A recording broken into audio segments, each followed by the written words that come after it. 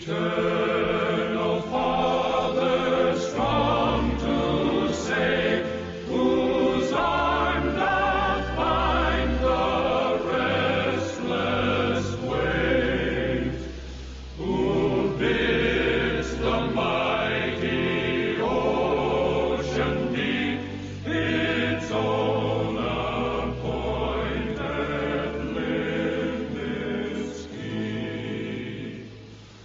Oh, hear us when we cry to thee for those in peril on the sea. Syndicated News is pleased to have Pulitzer Prize nominee Richard S. Lowry as our in-house political commentator.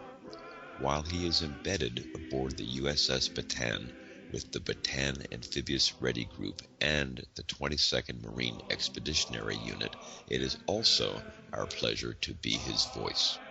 We laid an American hero to rest today. We returned Marion Turk Turner to the sea. Turk was born Marion Turner on April 22, 1918 in Moultrie, Georgia, and enlisted in the United States Navy in 1939. He became an electrician's mate and immediately volunteered for the submarine service. During his long career, he served aboard USS Sea Lion and USS Perch SS-176. The Perch was attacked by Japanese destroyers on March 1, 1942, while running on the surface northwest of Java.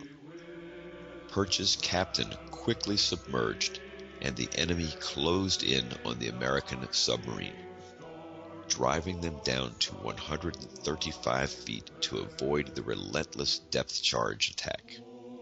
Turk and the crew worked through the night patching leaks, and they were finally able to resurface early the next morning.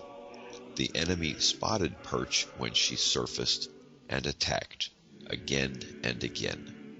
One of the attacks ruptured Perch's ballast tank, belching oil and bubbles. Perch made it back to the surface where she was attacked again. Unable to submerge, Captain David A. Hurt ordered the ship to be abandoned and the submarine scuttled. In later years, Turner recalled, as we were given the order to abandon the boat, our captain was the last man off the conning tower. We were in the water for a while before the Japanese came by to rescue our crew. Captain Hurt was having difficulty treading water. The captain told Turner that he wasn't going to make it and said, "Just leave me, Turk. I no longer have the strength to go on. Save yourself." I wasn't going to listen to that, Turner remembered, so I dove down and came up right under him. I pushed him right up the ladder with him still protesting. The entire crew survived that day, but 6 died later in Japanese POW camps as they all endured cruel beatings, starvation, and tropical diseases for 3.5 years. Turk, his friends, and Perch's captain were repatriated on October 17, 1945, and celebrated the victory over the Japanese in World War II from home.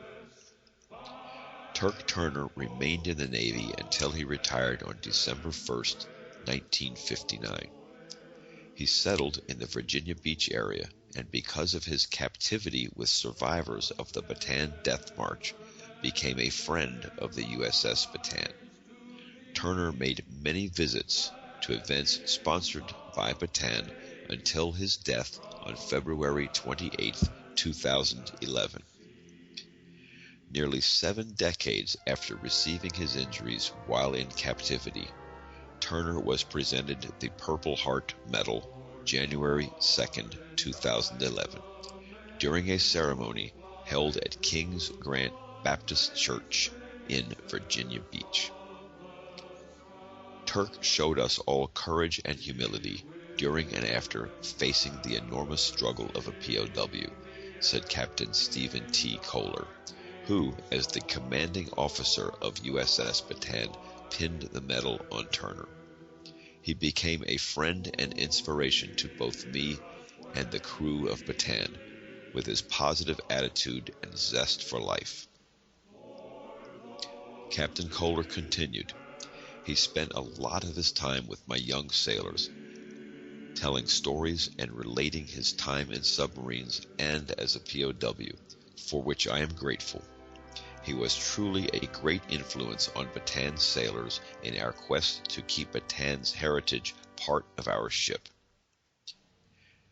Turk was my mentor and best buddy, said Ernest Plants, a friend of Turner's for 69 years and the only surviving sailor from Perch. He tutored me for my submarine qualifications. He continued being an outstanding teacher throughout his life. Turk loved people with only good words for everyone. I loved him and treasured the friendship that we shared.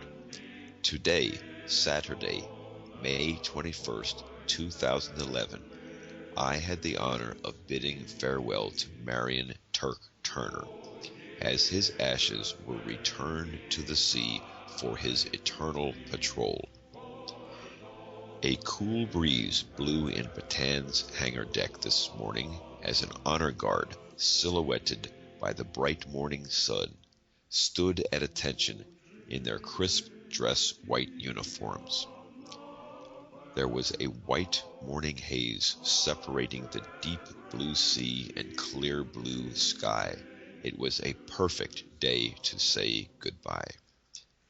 After a short speech and prayer, Turk's remains were passed to Captain Steve Kohler, who respectfully placed the ashes under an American flag. Then, Turk was committed to the deep to the sharp, shrill whistle of a bosun's pipe and a final hand salute. Farewell, my brother. May you rest in peace.